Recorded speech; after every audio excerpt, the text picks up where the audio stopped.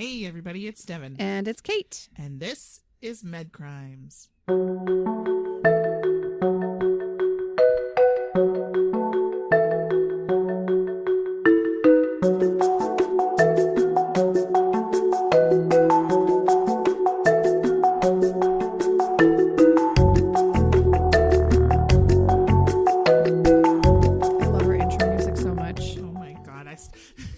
I know how you feel about it, it, but I'm always dancing.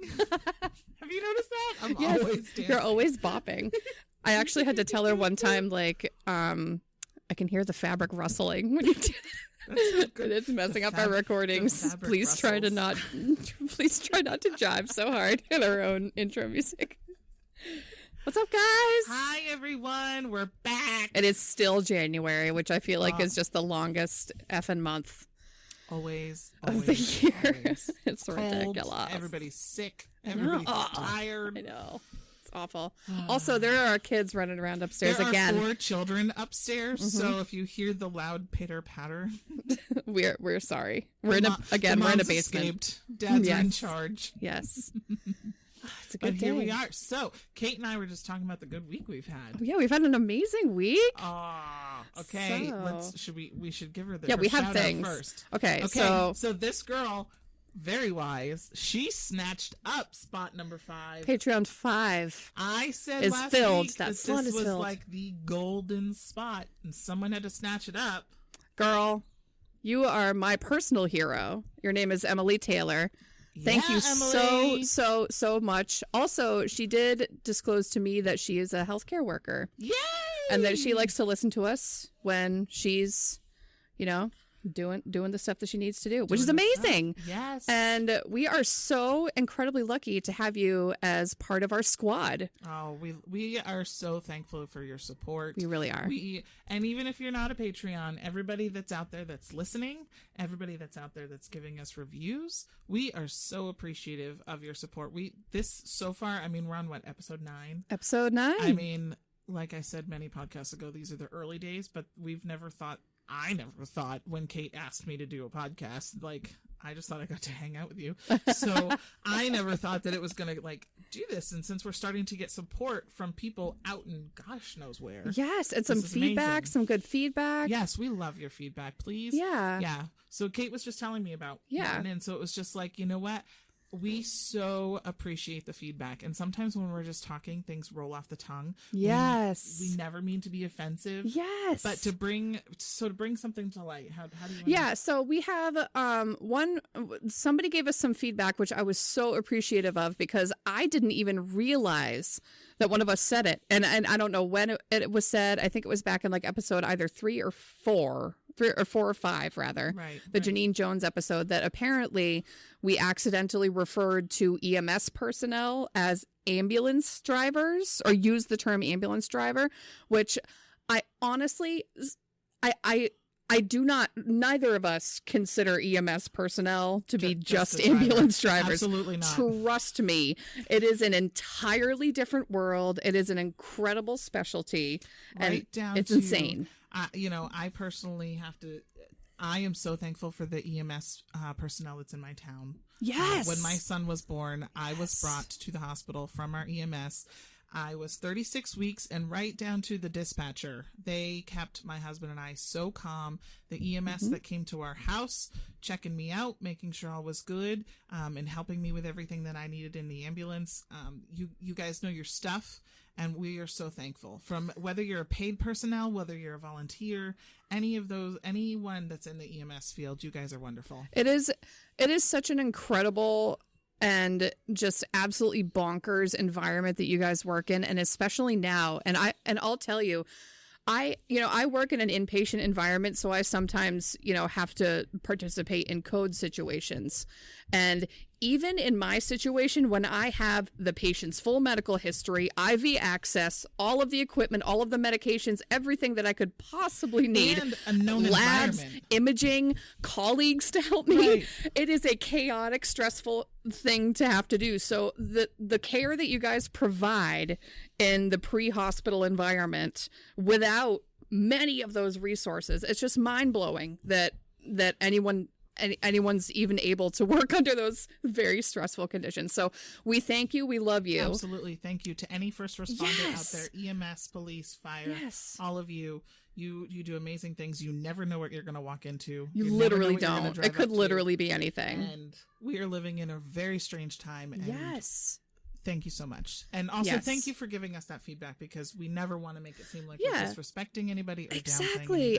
And we're going to be a lot more mindful. Exactly. We're going to be mindful in the future. And this person gave us feedback in like a polite way. Like, we loved it. This is great. Thank you so much. That's exactly what we need. And please, we keep it coming, guys, because we love it. We want to grow, and we want to grow in a respectful way. Exactly. We want to grow in a healthy way, I guess, as far as, everything that we're learning. So it was fantastic. Thank you. Yes, it was awesome. We've gotten some great feedback from our reviewers and other people that are listening. So it's been wonderful. It has. Continue, please, to rate. Also, if you listen, just take a second and just give us, whatever rating you think that we deserve. Our pages are starting to grow. Yes, they are. Social media, and follow our pages. follow, all of that stuff. Again, makes us more discoverable. So that's all really helpful. If you guys could. I kind of really like when I'm getting the notifications on my phone that we have, like, I get so excited. Or a new supporter, and I'm like, I have no idea who you are, and this is amazing. Yes. Every time we get a new follower or like a new I always do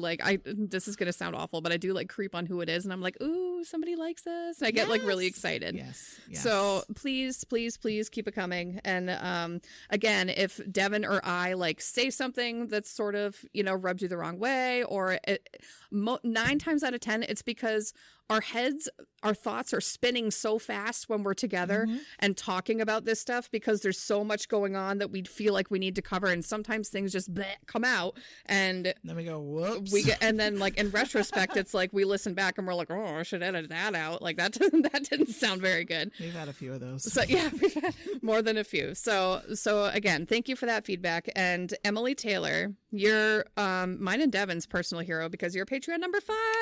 Finger snaps. So because of that, Kate and I are going to do a separate video on our social media pages so that you guys can see us, and we'll chat with you and whatnot. But we're going to do a giveaway. We reached the golden number 5. 5. All you people out there it's 5. What? 5. You excited. Guys, 5 is a milestone. So we'll give more details about that later. So look out for that. Hell yeah.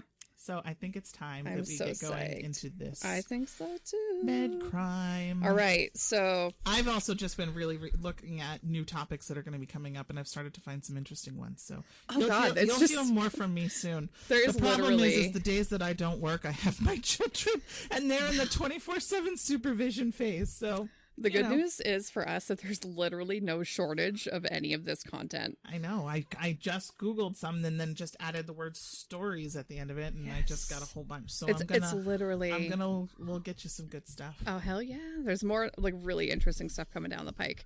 And if you guys, I know we did this one based on a Patreon pick. Yes. But if there's also stories that you want to hear, if there's some that know of, shoot us some suggestions and we'll look them up. So that would be awesome too. Yes. We'd love that. And our Patreons are going to continue to get to do these little votes and these little things. I think that's fun. Yeah, it's super fun, dude. Because then we get to know what you guys want to hear, and not just what we think might be cool. Exactly. It's always great to have that feedback, because we like to know. Stomping upstairs is insane. Oh yeah, so if you guys can hear that thumping, those are our animals, our furry little creatures running around.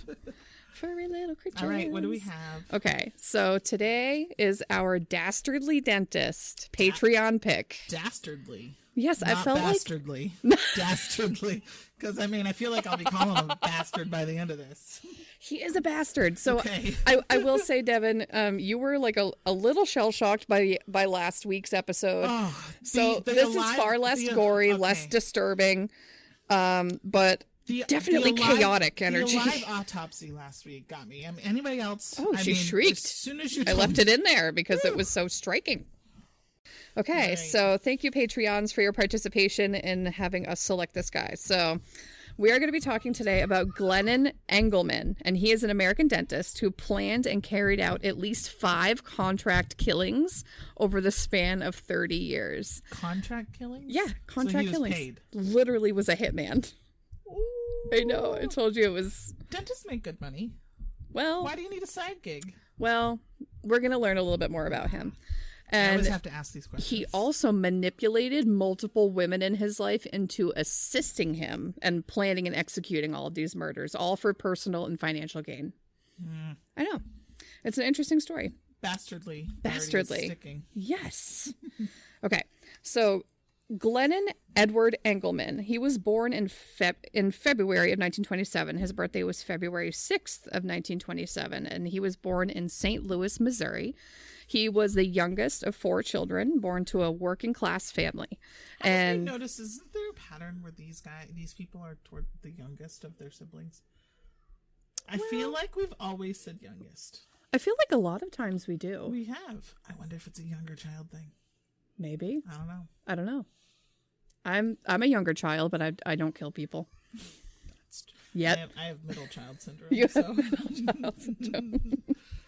So now around this time, St. Louis in general was very much like a blue collar working community. And so his family were, just fit right into that.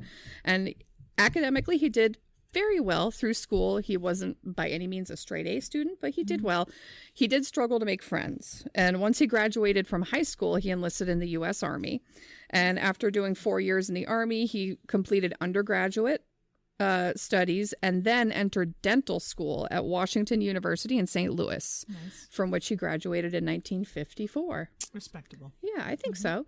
And so again, there are some of these people, I wish I had a little bit more about their childhood. He's one of these people that I really just don't have a lot of information. There's not a lot of information to be had about like his childhood and how things were.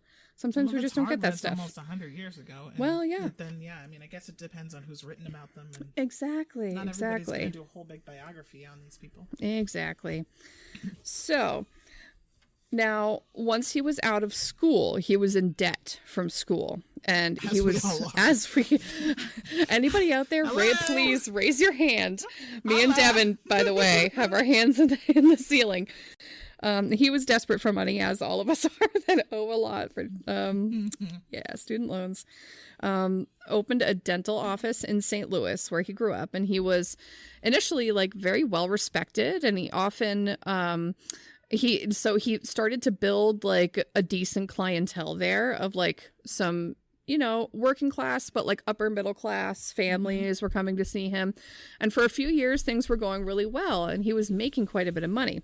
People who described him said that he was a known womanizer, and they all thought that he seemed nice, though. And he was really well loved. People say that he was just magnetic with women. He wasn't even that good looking. If you look at the picture, did you see the pictures I posted on social media? Yeah. No, not. I mean, I guess, not terrible, but also womanizer. I don't feel like. So, You're but not a 10, dude. Exactly. But this guy, we're gonna see how manipulative he is, and he just was able to just talk his way into and out of any situation that he desired, and into the pants of literally any woman that he wanted. It was pretty insane.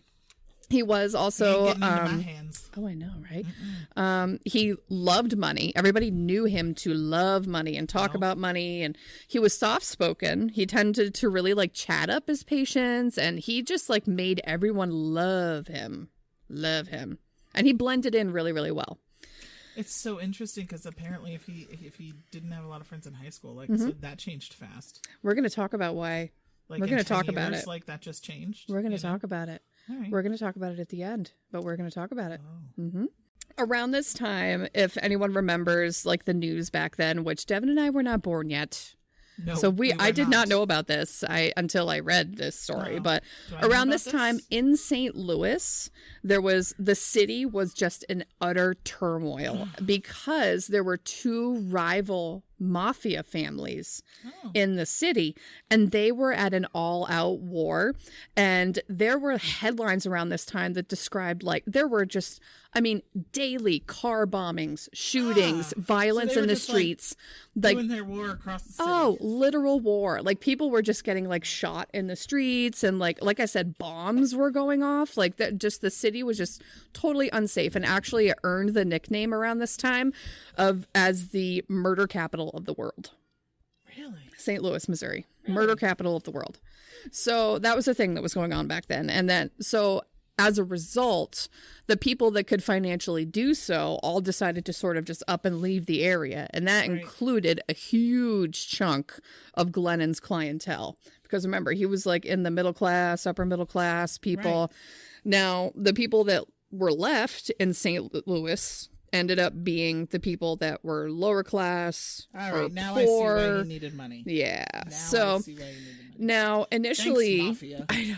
Initially, he was charitable. He tried to be charitable at times, and he did provide a lot of free dental work to people in the area who just did not have a choice and really just needed it.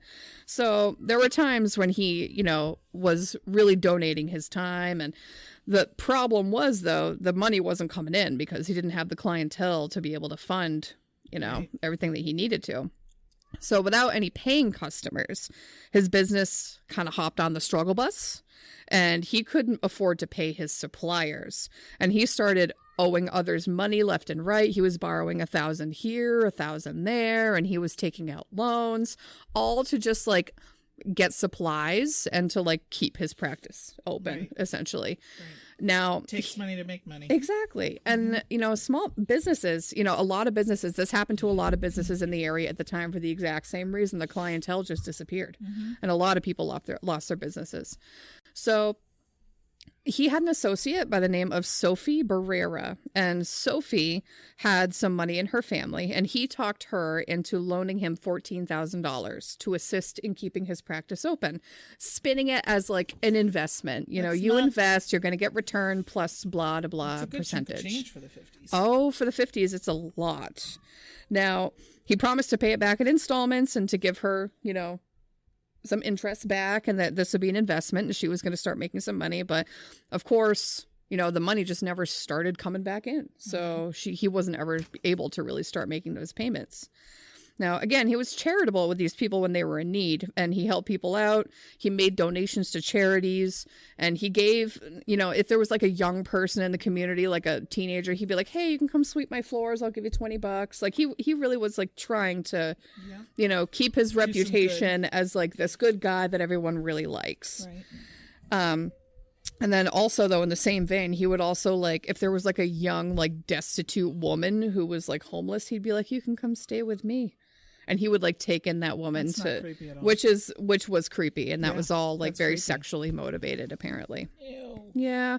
So every favor he did, though, he typically expected, like, he wanted to get something out of it. So like all of this charity, all of this like charity stuff and this like image that he's putting out there is all for personal gain. Right. Like he wants, or whatever. He just wants people to like see him as this figure. He wants this reputation, right? So his charitable nature started to piss off Sophie Barrera, who's the lady that lent him all this money, because she's like, yo, you're not doing a whole lot to like try to save money around here. You're just like handing out free dental care. You're giving like some stuff to charity. She's like, I mean, like, I'm not shaking a stick at charity, but also where's my damn money? As an investor. Like, what the hell? And she didn't feel like he was just trying hard enough to save money and tighten the belt and do what he needed to do. So because she was owed all that money, she felt like, you know, he really just wasn't making the effort to start paying her back. So she started getting like really irate and really pissed off about the whole situation. Now, in his office, there was a young dental assistant by the name of Carmen. And Carmen is a girl that he actually knew since she was very, very young. Apparently he and his parents were good friends with her parents, and they sort of, you know, she kind of grew up around Glenn. And when she came of age around age 20 and she didn't really know what to do with her life, he was like, hey, why don't you come work in my office? I'll train you as a dental assistant. You can find gainful employment everywhere, you know? So she was like, okay, I mean, that sounds good. Now the two, you know, had obviously known each other forever and like were close, like inherently close. And then the two like just worked together for like a number of years after this. And Glenn, around, you know, shortly after, met and married Edna Ruth Ball, who was a student that was studying to become a teacher, and she went by Ruth. She went by the name Ruth. So at first things went okay, but the marriage didn't last too long. And a lot of the reason, I guess, was the relationship between Glenn and Carmen. Because there were times... I was going to say, was there something actually going on? Was Ruth just worried about that? So Ruth would, like, come to the office, and she would, like, open a door, and the two, you know, he was, like, showing her, like, how to, you know, handle an instrument, like, standing really close, and they were just always together, always behind closed doors, and she was like... I don't know what this is. I don't like it. And I mean, it took 3 years for her to be like, listen, this is sketch and I don't like it. So after 3 years, they did get divorced. There was kind of a weird dynamic there after the divorce because he continued to support her financially and he would continue to provide her with dental care. And also they continued to have sex here and there. So... Basically, they were still married, just not living in the same house. We have a certificate of divorce. Yeah. You were still going to do it in the bedroom. Yep. You're still going to clean my mouth. Yep. And you're still going to clean my mouth. And you're going to pay me. Yeah. Every month. Yeah. It sounds like... Sounds legit. All right. Seems legit. I know. I'm confused. It's all very... I'm telling you, the chaotic... I used that word for a reason, Devin. There's so much chaotic energy. Well, somebody needs to teach Ruth about a clean break. I feel like, yes, Ruth needs some lessons about a clean break. So, during this time, after they kind of officially broke it off, and probably during the marriage also, I'm just speculating there, but he kind of just gives me that vibe. He had a lot of, like, brief affairs and relationships, and he met... this other woman named Ruth. So this is Ruth number 2. He and Ruth number 2 get married. This is wife number 2, also Ruth number 2. Her name was Ruth Jolly. Jolly was her maiden name. Yes. Oh. No, there's not. There's not a third Ruth. There's only 2 Ruths. Now, these two were married for a lot of years, and we're going to talk about sort of like the course of their relationship. And she also was jealous of the dynamic between Glenn and Carmen in the dental office. Carmen really gets herself in between some marriages. She does. Carmen is pissing off some Ruths. Dr. Glennon Engleman was known for manipulating women into assisting him with whatever it is that he needed assisting with. So, in 1976, with Glenn's encouragement, Carmen goes out and she meets a man. And she goes out with a man named Peter Holm. And the two of them hit it off. And this whole time, you know, her and Glenn stay close, you know, as friends or acquaintances or whatnot. Peter jealous? Peter is, no, Peter is like blissfully unaware. Peter is like this really nice guy. And he comes from like a pretty affluent family. And apparently Glenn was like, you know, this guy's really interested in you. I think you should really go out with him. Like, he seems to really like you. And she's like, okay. And the two hit it off. Eventually they get married. She only went out with him because she got Glenn's approval. I mean, I think she did a lot of things because of Glenn. Again, because he's so manipulative. Carmen and Peter Holm ended up getting married. Now, shortly after they get married, Peter and Carmen... Yeah. Carmen and Peter decide to go out for a hike in a place called Pacific, Missouri. And there's like this whole network of like caves and cliffs. And it's like a cool little, like a sort of like a state park area to go to. Now, Carmen had like walked out there with this like huge purse, like a big tote bag. Because you need that while you're hiking. And she goes, I don't know why I brought this. I'm just going to run back to the car real quick and put it back. Like, this is stupid. I'm not going to take this huge purse with me hiking. And he's like, I mean, yeah. Was she a virgin hiker? I don't know. I wouldn't bring a giant purse. Okay. So she turns back around. She goes and brings it back to the car. She shuts the car door. She's coming back and Peter's there waiting for her. And while she was on her back, she states she heard a loud bang. And when she ran over to Peter, she started screaming because she found that Peter had been shot in the chest. What? Yeah. So he fell to the ground and unfortunately he died. Oh, right there. No. Now, if you didn't bring your purse hiking, you would have never left his side. Right. Exactly. So investigators show up at the scene and immediately they notice that there's like this big rock wall sort of right by where Glenn was shot. And on the other side of that rock wall, Peter. Yes, Peter. Now there were like cans strung up like and hanging from a branch, like if somebody was shooting like for target practice. And there was a big X in tape on the rock wall there with like bullet holes around it. So what it looked like was there was like someone there like range shooting, target practicing. Yeah. And this was not entirely uncommon in the area. A lot of people had guns. A lot of people did target practice like in the woods around there. So it was not a long shot by any means. So they also found a rifle a little ways away, which appeared at the time to have been the murder weapon. And they also found a half-empty bottle of Boone's Farm wine. Boone's Farm, that was around then? I know. It's been forever, dude. So investigators concluded that, Drunken shooting. Yeah, well, exactly. What they thought was that, somebody was target shooting and, Peter was just walking and he ended up walking inadvertently right into that range. So... maybe, and then the person noticed. I know. Sorry, Carmen. So investigators noticed, though, that there's only 3 shots fired at the targets, which is a little bizarre. Like this whole range that was set up was brand new and there were barely any shots around it, which okay, maybe somebody. No. So also the rifle that they found had a scope. I don't know what that means. So the scope is mounted onto a rifle for aiming purposes. And it's the thing along a barrel shaped thing that you see people in the movies. They hold up a rifle and then they look through this thing with the crosshairs. Yeah. So unless you're just woo, and waving the rifle around, not even aiming for target practice, you would be using the scope that's mounted on the gun in theory. Okay. So that makes the accidental shooting kind of really unlikely because you have a scope on something, you know exactly what you're shooting at. So they saw Peter and shot him. Well, in theory, yeah. I guess what it did though, is what it gave off the vibe that this whole thing was maybe staged. Because the target field. Yeah. Yeah. The whole thing was staged. Yeah. So they bagged everything up and they sent it for testing. Carmen was obviously hysterical while everything was going on. So she was moved to the police car and she was interviewed. And she just stated, I don't know. I was coming back from putting my purse in the car and he was shot. And she denies knowing of anyone who would ever want to hurt him. And she denies knowing anything else about what happened. So as news traveled of this, the town is pretty small. Ruth gets number 1 wind and of number this. 2. Number 2. Okay. Well, there's gets hold of this. I know there's 2 of them. So Ruth, the current wife, gets wind of this, and she talks to Glenn, who is like, "What? You're kidding me!" Shocked. Wow. That's the exact sound that he made. Yes.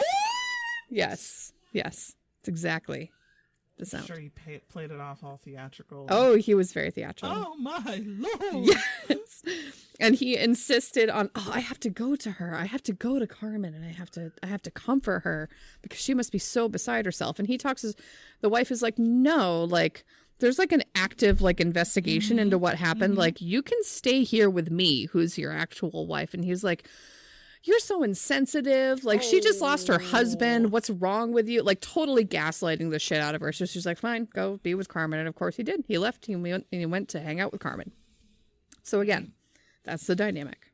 Douche canoe. Ruth is there is something off about the relationship between these two. I don't know what's going on, but it is super smelly. I mean, supervisor. It is smelly. It's stinky. The lab processes the evidence that was found on the scene. Now, the gun was confirmed to have been the one that had killed Peter. And they also noted that the serial number on the gun matched a weapon that was stolen during a burglary weeks prior, which was interesting. And also they noted that the gun, the bullet, and the wine bottle had all been wiped clean of fingerprints. Not an accident. Not an accident. There's absolutely no way that this was not staged. They shot him and polished it. Exactly. No, that would not have happened. So if somebody was actually tipsy and shooting and accidentally shot someone and then took off, you don't take the time to wipe your fingerprints off of everything. You just don't. So very super sus, not just target practice. It sounded like they really knew what they were doing. And so they started looking into the organized crime stuff because all of this is still happening in the city, Yeah. So they couldn't really find any actual connection. But unfortunately, around this time, these incidents, these shootings, this violence was so rampant that the police departments could barely even keep up with everything that was going on. And a lot of these crimes just went unsolved or uninvestigated. They couldn't investigation that they deserved. There were entire investigations that didn't even happen because everything was just so chaotic and it was so unsafe in the city at the time. So now they did find when they started investigating that the neighbors reported lots of arguments between Peter and Carmen. Oh. Yeah. So they had just gotten married, and like by all accounts, you know, they seemed happy, but the neighbors are like, they fight a lot. I heard some stuff. Yeah, they fight like a lot. So a little weird. And then the cops start to question like the acquaintances, everybody who knows her, and then obviously she's close with Glenn, so Glenn gets an interview.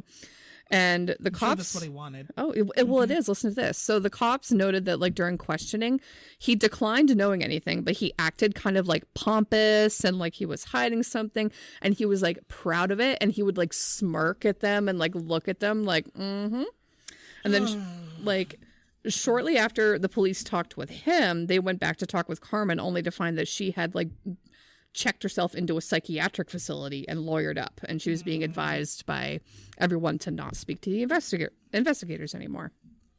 So stinks for her. I know. So after all of this, after 10 years of marriage, Ruth had finally had enough, and she filed for divorce from Glenn. So still sleeping that's with the him end. too? Like... Probably. I mean, everything there is so weird. So meanwhile, Glenn's practice is still like very much on board the struggle bus. For right? The last, so at this point, God, years. Like over He's a barely decade, keeping it afloat, yeah. and he's keeping it afloat like by the very skin of his teeth. No, no pun intended. And he's still being hounded for money, like from a lot of different vendors. From there was all these attempts at like keeping his practice open. And remember Sophie Barrera, who he borrowed $14,000. Yeah. So she's really starting to pester him for the money back. At this point, it has been years. I was going to say. Literal years. And she has not seen it. Debt is mounting, and she finally files a lawsuit to get her funds back. Mm-hmm. So the man's in trouble. He is in trouble. He's like really, he's like, shit, now what do I do? So the year is 1981. Glenn is working on a patient in his office, and he's drilling on a guy, and all of a sudden he hears this loud bang outside of his office, and he puts down his drill and he says, okay, let me go check. You don't want to surprise someone with a drill. You don't want to do that. You don't want to do that. I don't think he was all that surprised. And he leaves his patient. He says, I'll be right back. And he goes and looks outside, and he sees this car in front of his office that had completely exploded. Oh, obviously a car bomb went off, and so much so that the car was split in two pieces. Oh. It was split completely down the middle. The thing was completely ablaze. It was literally right in front of his office. So a crowd obviously starts to form, and everyone's like, there's literally, this is the one gory part. There are body, like there are like belongings and body parts and car parts like raining from the sky. Like this was like a big explosion.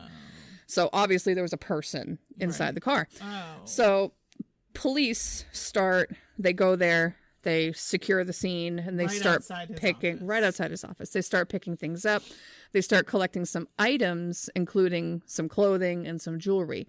Now, Sophie Barrera's son happened to be in the crowd, and he goes, oh my God, that's my mom's jewelry. Stop it. Yeah. So it was then that it started coming together that Sophie Barrera was the one that was in the car. Yes.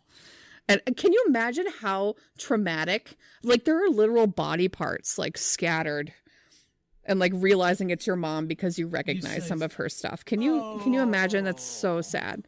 So right outside his freaking office. Yes. So police are like, this was a car bomb. This is Sophie's car, and Sophie was in the car when the bomb went off. So I'm sure they thought this was mafia too, right? Yeah. Well, listen to this. So again, a lot of these things were happening around town, and not everything got solved, and not everything even got investigated because of the sheer volume of stuff that was going on. Now, they initially... The person who files a lawsuit against him just so happens to die in a car bomb outside of his office. I know. No one thought to say, It gets even more sus. Hold on. They did try to like find an actual connection between her and any mafia members. They could not identify anything. So they were like, this seems a little bit more random. Right. Like, this does not really seem like she really did not have any mafia connections whatsoever. So this is the sad thing. Now, 2 weeks prior, Sophie called police from her house because she noticed a wet trash bag in her garage, like right inside the garage door. When she opened it, she found what looked to be a homemade bomb that was like smoking and sizzling. Like it had tried to like discharge and not gone off. It failed. Exactly. So she called the cops. It was so common. Again, it was just totally written off as like mafia activity. And they were like, sorry, like move, I guess. I don't know what to tell you. And she listen to this. She knew exactly who it was. Right. She said she said this guy, Glennon Engleman, put this in my garage, and she confided in her son. She said, Glenn put this bomb in my garage. If anything happens to me, it was Glenn. Tell them it was Glenn. She said those exact words. Good, so he did. So then 2 weeks later, this has happened. Her son is like, hi, this is what my mom said, and this is what happened like 2 weeks ago. We need to all be looking at this guy. He chose like the perfect time frame with all this mafia shit going around to use this as a cover where exactly. So investigators noticed that bomb and the bomb that was in the car and the bomb found at the garage weeks prior had been made the exact same way, like manufactured the exact same way, like it's essentially identical bomb. So Sophie was killed 6 days before the first court appearance for the lawsuit was supposed to take place. Yeah, exactly. So obviously, that was all to try to get her money back. Now, when investigators were talking to Glenn, again, he was arrogant, he was proud, he was a pompous asshole, and he just totally rubbed them all the wrong way. He was smirking, and he seemed to just be basking in the attention. He fucking loved it. He loved it. Now, they were very suspicious of him. I would hope so. And they started really honing in on him. They reached out to ex-wife Ruth number 2. Okay. The second Ruth, okay? And she was cooperative. Initially, she was a little reluctant, but she started admitting and she started talking to the cops. And when the cops, started to really build a rapport with her, she said, I what I'm really nervous about is being Glenn's next victim. Ugh. And right, yeah. She starts spilling this elaborate tale of Glenn and all of his connections with the mafia, which nobody knew he had. Except for her and Glenn. And all of the mafia wars going on, Glenn had direct ties and even family members that were involved with the mafia. What? And this whole scheme to start his own practice was the plan was for it to be a source of money laundering and a front for him, because what he wanted to do was be some sort of fancy fucking mob boss, right? And be this higher up in the mafia and be dishing out all the money. Yeah. And she said he idolized the Hollywood idea of mob bosses and hitmen and all of that. He loved all of that. And he wanted that life. Almost was it Sinatra? Yeah, that's exactly what it was like. So Ruth starts sharing again. Glenn has never had a problem that he could not fix with murder. And we are going to talk about some of the stories that she tells about what Glenn has done. So she knew that Glenn had murdered people. 100%. Yeah. Prior to the divorce. Mm-hmm. She says, you guys, he has killed a lot of people and he will keep killing whoever he needs to. And she tells some stories. What? So we're going to talk about the first story. So Ruth. I know, Ruth. So she tells us that back in 1963, he had a business associate by the name of Eric Fry. And the two of them were working on some get-rich-quick scheme to open a drag racing strip. Okay. Which is random, a dentist, whatever. Yeah. But that's what they wanted to do at the time. This is in 1963, and apparently that was a big industry. So Eric Fry had contributed about $16,000 of his own money to invest in this business venture. And while he and Engleman went to visit the construction site, Eric at one point was struck with a rock in the head and fell into this open well, this big hole in the ground. Convenient. And subsequently, a stick of dynamite goes off in that hole, and he was killed. Why did he want him killed? So The incident was all investigated, and Eric's death was ruled an accident. Now, Fry's widow did collect a life insurance policy. His widow was an ex-girlfriend of Engleman's. Stop it. Yeah. So Ruth claims that Glenn killed Eric and the two of them split the insurance payout. Oh, my freaking word. Yep. Mm-hmm. Even though he had already given him that money. Yep. He's worth more dead. Yep. All these people worth more dead than alive. Oh.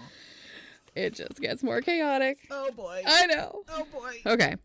So, another story. Engleman has this steamy love affair with this woman named Barbara Goosewell Boyle. Okay. So he works his like gross woman magnet like magic on her. And again, starts manipulating the shit out of her. And he somehow manipulates her into marrying this guy named Ronald Goosewell. And she didn't like even care about this guy. Like she didn't know about this guy. Now, Ronald Goosewell's family was very rich and they owned an oil company.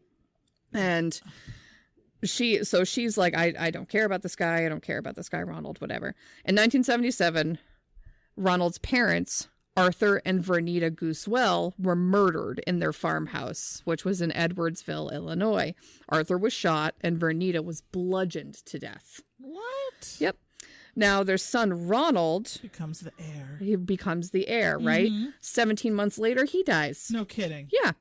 So his widow, who's Barbara Goosewell Boyle, was set to collect millions in life insurance, and she is now the proprietor of the, he was the sole heir of the oil company, so now that all belongs to her. So Barbara, though, there was an investigation, and Barbara was convicted of killing her husband. No. So they found out that Barbara was the one that killed her husband. Not that Glenn was involved. She was suspected of murdering the parents, but was acquitted of that. At this point, Glenn had not been suspected to be involved at all. It was all her. So they together received a huge insurance payout. And Barbara was sentenced to 50 years for killing her husband. But then that means Glenn didn't get a dime. Glenn didn't get it. Well, she's charged, right? She doesn't get the money. I think he did. It says that he did. How? I don't know how, but he did. Yeah. Yeah. I mean, this is like in the 1970s, so I don't think that like insurance companies were that. No one could freeze your bank account. Nobody. Yeah, exactly. So I think that, they just pulled the wool, cashed in really quick before the like questions started getting asked about his death, and they split it. And then he was like, "Hey, F you, lady," and she took the fall for most of it. Wow. So that's another story. So here's a third story. I was gonna say, how many more you got? Ruth number 1. Do you remember Ruth number 1? 3-year Ruth that only lasted 3 years. So now Ruth, after she and Glenn split up, you know how they stayed together and were banging and doing all the gross stuff together. Yeah. So she moves on, and she marries a guy named James Stanley Bullock. He's a 27-year-old guy, really nice guy. And he, I guess, was working as a clerk for an electric company. He was studying to become an accountant. And the two got married and seemingly were happy. Now, 5 months after they get married, they were out on a date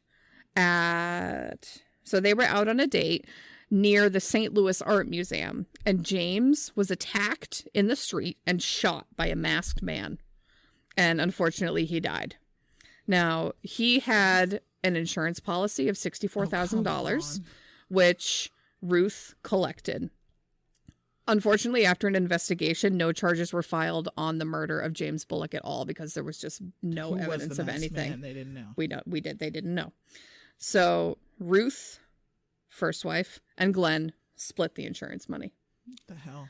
Now, she was never prosecuted for her involvement due to lack of evidence in any of this. Like, even after it came out, none of this. So Ruth says that many of these people had hits out on them through the mafia. Also, like the people that he's killed in the past, and he would just like plan and arrange their deaths. And he was like living this mobster hitman mafia dream. He was living the dream. And investigators were like, lady, this is a lot. So they had work to be done to prove any of this, especially because some of these crimes were like lots of years old at this point, and and a lot of them had been cold or ruled as accidents because he was just so good at his job. Now, initially they were like, we really need you to testify. We need an eyewitness account for any of this to work. She was terrified. She's like, I don't want to be assassinated, you guys. I don't want the next one to be me. So the cops tell her, listen, we're going to do everything we can to protect you. He will go to jail forever if you wear a wire and you get him to confess to some of this stuff. So she was obviously terrified of wearing a wire. Did they have witness protection back then? Well, I think probably to an extent. But still, like, this is the mafia we're talking about. If they want someone dead, like, no witness protection is going to help that. So she obviously was terrified, but they hatched this plan to wire up a room instead of her, because she knew that, like, if he found a wire on her, he would just like kill her. She'd be dead. So they put a bunch of microphones. They mic'd up like her bedroom, and they were like, okay, like, get him in your bedroom and get him to talk. So yeah, but this is not the ex-wife sleeping with. The effort this woman went to. Oh. So police were like, listen, when you're talking to him, like, focus on the most recent crime. Focus on Sophie's murder. If you can just get him to admit that he was behind Sophie's murder, then that will be enough for us to at least get him put away. Ruth, A for effort, Ruth, on this part. So number 2. She calls him up and she's like, hey, big boy, you want to come over? Oh, God. And he's like, yeah, I do. And so he comes over and they go into the bedroom and they start doing the stuff. Stop. And she tells him, God, she is not smooth with this, though. Like, she leaves a lot to be desired. Not a policewoman. She goes, I want to know all your secrets. Oh, please. And he replies, oh, you mean Sophie? That stupid bitch deserved to die. What? Mm-hmm. Okay, but that's not a confession yet. And then she replies with, again, Ruth. Did you do it? She goes, you mean you have no remorse about killing people? And then he starts getting suspicious. Like, why the hell would you say that to me? Like, that's a weird question. Why would you ask me that? I've never killed anyone. You're making me think that this room is bugged. What? And so she's like, oh no. Oh no. And he starts like trying to get physical with her. Oh. Like he like shakes her, but she just like reined that shit right back in. And she was like, hell no. And then they just like start having sex. And they had sex, and then she was like, I'm not going to push the issue anymore because he's already suspicious. So they let that to rest. So oh, God. She's willing to try again. This time around, though, she had a lot more success. So what they did was they put a wire on her, and then the two of them are meeting in a coffee shop. So yeah, if he doesn't confess in bed, he's going to confess in public. Well, he did, weirdly enough. I don't know what it was about the environment, but he just like starts spilling it. And what he said that was like really striking was, you can be intimate with anyone, but the best feeling ever is when you can be homicidally intimate with someone. What? That is so creepy. I know, it's so weird. What? Meanwhile, the person who like is sleeping with him, she's like, this is fucking weird. Oh my God. I know. So and he just thinks he's all that because his ex-wives keep coming back. And part of what was caught on that too is what he had said. What he was talking about Carmen, and he started talking about some of her involvement because remember, Carmen's husband was killed. So he said, "I remembered." Was Carmen involved in that? That's why she brought the fucking purse. She's not stupid. She ain't stupid. Oh. So, well, she is because he manipulated the shit out of all of these people. Can you believe how many women helped him do this stuff? I mean, this is bonkers. It's bonkers. So he said, I remembered a morning at work. Carmen and I were so connected that I knew she was on my wavelength, and Carmen and I decided to find a victim together. And then he goes on to describe that she married Peter on purpose, using her charm, and all of it was a plan to kill him and split the insurance money. I know. All of this time that they spent together, when like Glenn and Carmen were together, they were not having a physical relationship. They were not having an affair. They were just discussing and planning and conniving Peter's murder and making this whole ass plan.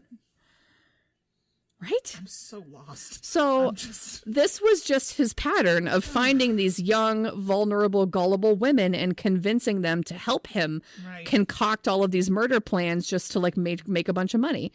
And for a lot of these women who like didn't have a whole lot else, like, you know, $30,000 sounds fucking amazing back then. You know what I mean? Like that's like life changing. Did he get caught? He got caught. I mean, we have the story about him. So after this recording confession, after this whole recorded confession, Glennon Engleman was arrested and charged with capital murder. Capital murder. Yeah. So Carmen made a deal with investigators that her charges would be dropped if she were to be a star witness in the case. And they really needed her to win the case. So they were like, okay, so she never got charged with anything, but she testified on the stand and she provided them with a lot of information about what happened. So the trial starts in June of 1980. It took the jury 10 days to deliberate after they heard everything. Why'd you need that long? Well, was it just on Peter's case or all of them together? No, I think there was more than one because he was convicted of murdering Sophie and also Peter, I believe. If there's more so while incarcerated, he confessed his involvement in the deaths of the Goosewell family. You know, the two parents. He said she killed the husband. So but did he confess that he was involved? He confessed in killing. He killed the two parents himself. So he was convicted of those murders as well. He was imprisoned and was serving multiple life sentences. Good. So he loved the chase, the planning, and the killing. And after his conviction, he shared that he was planning several more murders in the future as well. And if he hadn't been caught, he would have killed like a lot more people. He had made, after like they calculated everything, he had made over $500,000. Yeah, I mean, you could have just paid her back instead of killed her. Yeah, that's not even 10%. I feel like he was hemorrhaging so much money that was like, I mean, his practice stayed quote unquote afloat for that long because he just burned through all of this. He's an idiot. So he is a self-proclaimed sociopath. So he has never been treated. He has never been treated or diagnosed. So we're going to talk a little bit about sociopathy because I've always found it really interesting. So sociopathy is a term that's used to describe someone who suffers from antisocial personality disorder, right? Okay. So antisocial personality disorder is a pattern of socially irresponsible, exploitive, and guiltless behavior that often begins in childhood or early adolescence. And it's manifested by disturbances in many aspects of life, like many and all aspects of life. Mm-hmm. So it's most common in males. The cause is really unknown, but there's some research that suggests that there is a genetic component, but there's also a situational component. Like that triggers it. Yeah, like it seems to be more prevalent in young males that have experienced like a trauma in their life, who they've been abused or sexually abused, and or that have been transplanted and have been in the system. There's that as well. So these are some of the characteristic behaviors. So failure to conform to the law, failure to sustain consistent employment, manipulation of others for personal gain, failure to develop stable interpersonal relationships, and a pattern of complete disregard for the rights of others. I feel like tick, tick, tick, tick, tick, tick, tick, tick. Most people that have this are not dangerous people. There is a misconception that all of these people are like, you know, automatically serial killers. So serial killers are a rare breed all around, even for people with this disorder. But people that have this, they are more prone to committing violent crimes. Mm-hmm. They just are, statistically speaking. And most people that have this disorder just like go on to be successful business people or politicians or sales people, and they can have a fulfilling life. The characteristics of not caring about others. So well, that's the thing. Yeah, themselves first. Who cares? Exactly. Who they ruin on their way. Exactly. To the top. And people with this disorder describe like an utter lack of remorse for their actions or for the suffering of others. And they only have this drive and desire for personal gain. And that's literally it in their life. So they describe like there's like an overall lack of understanding of normal human emotions. So some even become really skilled at hiding their disease and working really hard to fit in with society and learning how others react to certain situations, how others display emotions, and mimicking that. Trying to adapt to but being behavior. disingenuinely. Exactly. Yeah. Yep. So I suspect that that whole charitable like facade that this guy put on was a front. It was him putting himself out there in a certain light in order to be able to have the lifestyle that he wanted. Absolutely.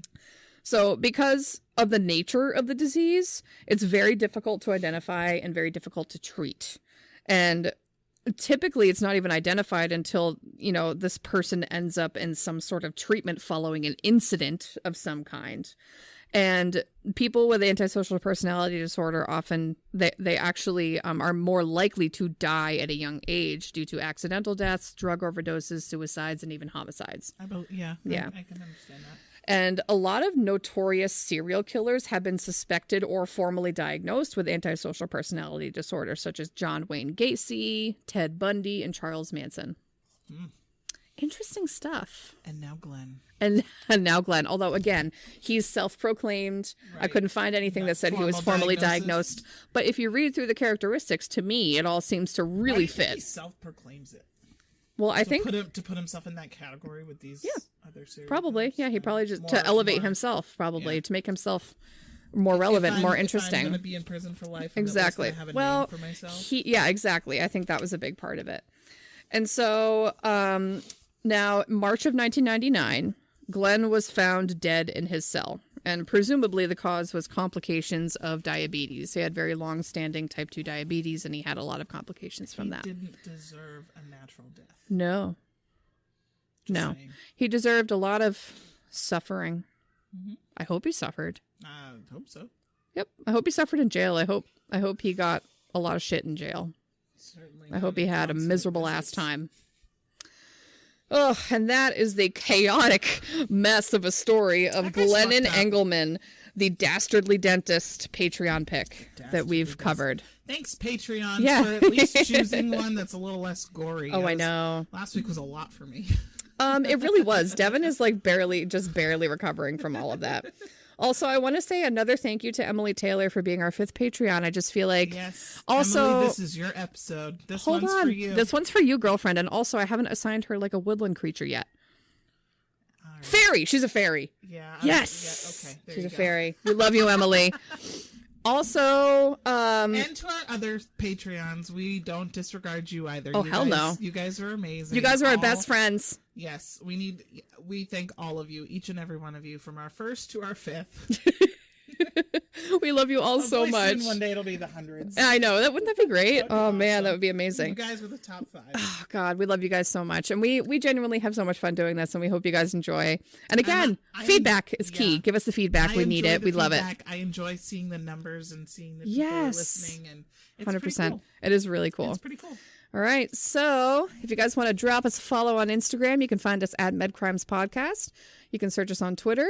Send us a Twitter at MedCrimes PC, or you can find us on Facebook by searching MedCrimes Podcast. And if you wish to become a Patreon and participate in our giveaway, take slot number 6 is open. 6 is also a good round number. That's actually a round number. That is a round number. Yes, you caught on. Again, that was an expression. I know that 5 isn't a round number. I know that. But I just, anyway, www.patreon.com/medcrimespodcast. Keep us going, bitches. Thanks, guys. Till next time. Bye.